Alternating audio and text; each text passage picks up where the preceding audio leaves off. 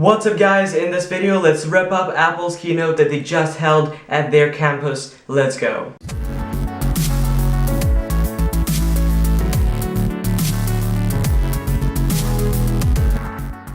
Alright, so at Apple's keynote they announced two new products, the iPhone 5C and the iPhone 5S, but first let's get to the updates that they've made. First of all, they were talking about the iTunes Festival, which is taking place at the moment. It's basically a series of concerts with many famous artists and stuff like that, so they were talking about that. They also said that iWork as well as iLife, which is iPhoto and iMovie, will now be free on iOS and on OS X as well. So that is pretty exciting. You can now use Pages, Numbers, and Keynote completely for free. So now let's get to the stars of the show. First of all, the iPhone 5C, which C, I don't think it stands for cheap. No, I don't think it's cheap at all. Well, the rumors were saying that it's going to cost somewhere between $350 and $500, but no, it actually costs $550 for the 16GB model and $650 for the 32GB model, so I wouldn't consider that as cheap, and that is of course unlocked. Now for the 2-year contract, you actually have the 16GB model at $99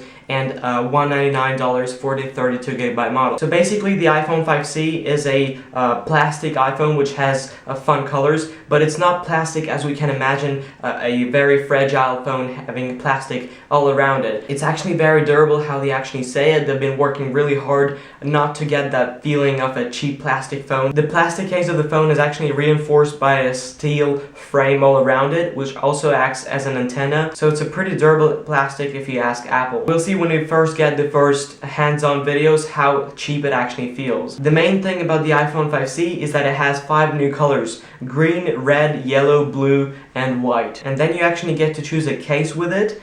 It has different colors and it also has holes in it, so you get to choose your contrast, which will be unique to your specific iPhone. So I guess that's it for the 5C. It's going to replace the iPhone 5. The iPhone 5 is no more sold. So because it's replacing the iPhone 5, it's going to have the exact same specs as the iPhone 5. And so now it's only going to be the iPhone 4S, the 5C, and the 5S. No 5. So now let's go ahead and talk about the 5S, the star of the show. So now it has 2 new colors. Notice that there's 2 new colors actually, because it's no more just black.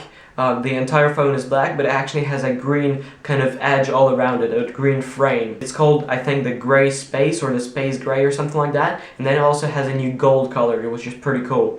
It looks pretty elegant. Now, 3 main things that they added is the new chip, the new camera lens, and the fingerprint sensor, which we've all been waiting for. Now, the chip is now a 64-bit chip. It's the first chip which has 64 bits in a phone ever, so it's the world's first and only. It's now actually called a A7 chip, not an A6, so they upgraded the speed of it and the performance as well. It can now run games like Infinity Blade 3, which they just announced at the event. It's going to run the game 5 times faster in terms of graphics than the iPhone 5, but in overall the performance of the CPU is 2 times faster than the one of the iPhone 5. Now they also improved the camera as well as its functionality as well in the iPhone 5S. First of all, it's a new 5-element lens which can take pictures with f/2.2 aperture, so it actually lets you take pictures in a very low light situation and they still come out pretty good. It also has a dual flash LED, which now can actually flash different colors according to the situation and the surroundings,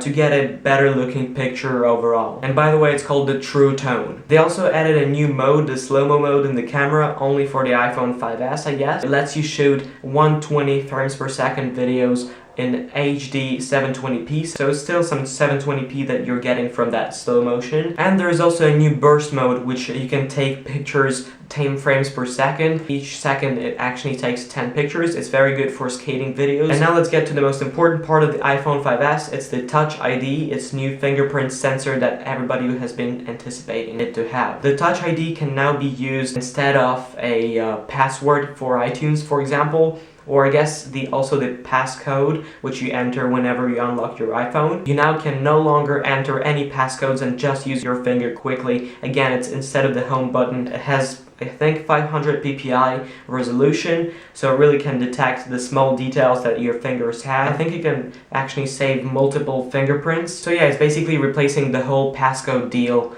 or the password deal. You no more have to enter your freaking long Facebook password because somebody hacked you once. You just have to slide your finger and that's it. So now finally let's get to the prices. For the 2-year contract we have the 16GB model starting from $199, 32 gigs for $299, the 64 for $399, and we have the unlocked version for the same price as before, so $650, $750, and $850 for the 64GB model. So no 128GB model this year. So yeah, the iPhone 5C is not as cheap as we all thought, so I'm actually thinking to leave my iPhone now. So thank you guys for watching, and tell me guys, are you satisfied with those new phone updates that Apple has provided us with? And do you think the prices for the iPhone 5C can be justified? Because I really don't find them so, because they actually wanted to release that new iPhone 5C for the NEDCs. I don't think people in middle classes can actually afford such an iPhone 5C.